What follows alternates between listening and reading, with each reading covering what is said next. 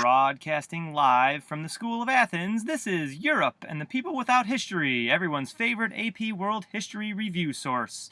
This is Mr. Olson coming at you today with today's topic, Period 1 Review. So we're going to be talking about the historical foundations of world history, and we're going to use the bookend dates of 8000 BCE and 600 BCE. If you don't know what those are, you should take a minute to stop and refresh yourself. Okay, if you're going to understand how or what to remember in AP World History, you better start with the key concept and the concept outline as dictated by the College Board. So the College Board is that evil entity that has put this class together and wants your money, so you pay them to take their test. And here's how they organize the course. They've put together 6 periods, and each period is divided into a couple key concepts. The key concepts are the big ideas, okay? So if you're writing a paragraph, this is going to be the topic sentence. And then we have the Roman numeral, which is the support for that key concept. So perhaps like specific information, if the key concept is an introduction to an essay, then this is going to be the beginning of a body paragraph. And then you have the sub-letters, which are the essential specifics that support that Roman numeral, which supports the key concept. So just to familiarize yourself with this, if you want to look more at this, it's linked in the video notes, so you can go ahead and take a look at it on your own time. All right, so we're going to get started here with key concept 1.1. Throughout the Paleolithic era, humans developed sophisticated technologies and adapted to different geographical environments as they migrated from Africa to Eurasia, Australasia, and the Americas. Go ahead and take a minute to put this into your own words. Pause me, put it into your own words so you make sense of it. Hopefully now I'm unpaused and you wrote down something like, during the Stone Age, people used tools and moved around. Hey, that's easy enough. So key concept 1.1, Roman numeral 1. Archaeological evidence indicates that during the Paleolithic era, hunter-forager bands of humans gradually migrated from their origin in East Africa to Eurasia, Australia, and the Americas, adapting their technology and cultures to new climate regions. So let's go ahead and talk about how they did that. First thing you need to know about key concept 1.1 is that people moved around, probably because things were pulling them in different directions, probably because things were pushing them out of an area that they were already in, whether it be climate or overpopulation, no water, no food, whatever. People moved. It's important to know that. As they moved, of course, they had to make do with their surroundings. How did they do that? Well, they used tools. Here's a little graphic that has a bunch of tools. The one that always fascinates me is, of course, the needle. The needle tells us several different things. One, that Paleolithic or Stone Age people were actually quite advanced if they were able to figure this out. But then also, they were making clothes. And if they were making clothes, humans were adapting to their environment. That's a key example of how Stone Age folks were staying alive, because that was the goal back then, right? It was to stay alive. Okay, so here's how Paleolithic life worked. They were organized into kinship groups, clans, or tribes. They were tied together by trade. Usually, some tribes would have things that other tribes didn't. So they would trade stuff, but they were linked from the very beginning. I don't want you to think that humans have ever lived in isolation from one another, because that's not the case. Always interconnected. Interconnectedness is key. They were hunter-foragers, and of course the most important tool that we've sort of harvested or domesticated has been fire, and fire enhanced our diet, because when we cook the food, it's easier to digest, and so hunter-foragers are able to thrive based on the fact that we can cook the food. If you want to remember how Paleolithic life was with regard to diet, of course, you can always refer to the contemporary paleo diet, which yours truly subscribes to. All right, and then finally, society was organized pretty basically. However, there was some complexity there in that it was patriarchal, which means it was male-dominated. Okay, to continue, these Paleolithic peoples celebrated life through religion and art. The best examples are, of course, the cave paintings that were found in France that are roughly 30,000 years old. They show a practice that was adhered to by many Paleolithic people, that of animism, which means that they practiced worship of and sort of accentuated the importance of animals, which makes sense because that's how they survived. And drawings of animals look better than berry bushes. Okay, key concept 1.1 in the books. Key concept 1.2. Beginning about 10,000 years ago, some human communities adopted sedentism and agriculture, while others pursued hunter-forager or pastoralist lifestyles, different pathways, and had significant social and demographic ramifications. If you were to put it into your own words, which I forgot to have you do here, my apologies, you might say that some humans started growing crops, which changed life. Easy enough. This period is known as the Neolithic Revolution. So we're going to put together key concept 1.2, Roman numerals 1 and 2, because they're pretty much extensions of one another. So key concept 1.2, Roman numeral 1, the Neolithic Revolution led to the development of more complex economic and social systems. And Roman numeral 2, agriculture and pastoralism began to transform human societies. Agriculture is a big, big deal. If there's one thing that you remember from period 1, agriculture. And so to talk about that agriculture, I want you to emphasize the Neolithic Revolution as a major turning point in world history. This is when people really start to develop into civilizations, quote, that you would recognize. Okay, and of course, agriculture is the thing that brings that about. So if you were to take a look at this map, and you can pause me if you want to take closer note at it, there are some crops that are native to certain areas. So you have, wheat in the Fertile Crescent, you have potatoes in South America, maize in Mesoamerica, China has soybeans, India has cotton and also some spices, also rice over here in China as well. But agriculture is now dominating people's lives. Okay, was the Neolithic Revolution, or the turn to agriculture, was also a major turning point in that it introduced pastoralism, which of course is hurting. Needs to say no more there. We also see the specialization of labor, which means people have defined jobs that aren't farming, because we have enough people to farm now. See things like soldiers, brewers, people making music or instruments, baggage, but pottery is of course going to be the one artisan product that is going to dominate all others. You see the emergence of cities. Those at Catalhoyuk and Jericho are the earliest ones. People start to settle together because they don't need to settle on their own agricultural plots anymore, because we have people who are doing the agriculture for us. With cities, we see the emergence of governments, which of course are dominated by kingly type figures at first and will grow more complex over time. We see the a change in religion. Religion tends to take on less of an animistic process and more of one that is nature-based and weather gods, because, well, the weather is going to determine your crop, which is going to determine how many people you can have. And so, yeah, we see nature-based gods. And finally, technological innovation. The three most important things, of course, the plow, which allow us to grow more food, more people, pottery, and, of course, the wheel. In some places, but not all. Okay. Now, with this Neolithic Revolution, we see social change, but we also see social continuity. It's important to keep in mind that while things often change, they sometimes stay the same. So more food equals more people, which means more specialization of labor. Of course, in today's society, where there are nearly 7 billion people on the earth, you see an economy in which is very specialized, right?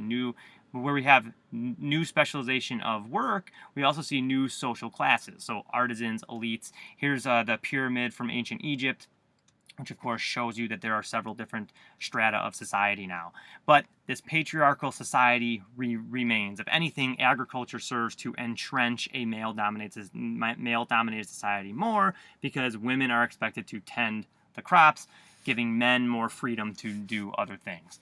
All right, and then finally, key concept 1.3, the appearance of the first urban societies 5,000 years ago laid the foundations for the development of complex civilizations. These civilizations shared significant social, political, and economic characteristics. Go ahead and put that beast in your own words by pausing me now. And I'm back, and my own words said urbanization, or cities, paves the way for complex civilizations. Easy enough. Let's see what we got. Key concept 1.3, Roman numeral 1. Core and foundational civilizations developed in a variety of geographical and environmental settings where agriculture flourished. Okay, so here are the civilizations to know and love. They're all considered river valley civilizations because guess where they grew up? Along the river, of course, because the river will deposit silt into the soil, making it fertile, therefore people can live there. Okay, oftentimes the first one that's talked about, even though it's not the earliest one is Mesopotamia, because, that one's closest to Europe, so go Europe. Mesopotamia in the Tigris and Euphrates river valleys, Egypt in the Nile, Mohenjo-Daro and Harappa, which arguably were the first ones in the Indus River Valley. They're, of course, known for their large cities. The Shang and Zhao in the Yellow River Valley, they're, of course, known for oracle bones, keeping track of their history, and, of course, the Mandate of Heaven, which is the way that the dynastic cycle works and how emperors are chosen in China. The Olmec in Mesoamerica, which are known for their big heads. and the Chavin people in Andean South America, which of course is a great example of a grandfather or grandmother civilization that paves the way for further civilizations down the road. Not going to go into too much depth on these right now. If there's something that you don't, or if you don't remember one of them looks foreign to you, it's probably going to be the Chavin of all of them. You should go do independent research on your own. Okay, so here are the locations of those river valley civilizations. Of course, like we said, they all settle along the rivers because that's a good place for people to thrive, because agriculture does very well in river valleys. Okay, there they are in South America and Mesoamerica. Okay, on to key concept 1.3, Roman numeral 2. The first states emerged within core civilizations in Mesopotamia and the Nile River Valley. So here's where we're going to talk about Mesopotamia and Egypt. Both of these civilizations were known for their state building. Rulers often claimed divine power, best evidenced by the existence of a pharaoh in Egypt, but then also kings in Mesopotamia, like Hammurabi, of course, of the Babylonian Empire, claimed divine kingship.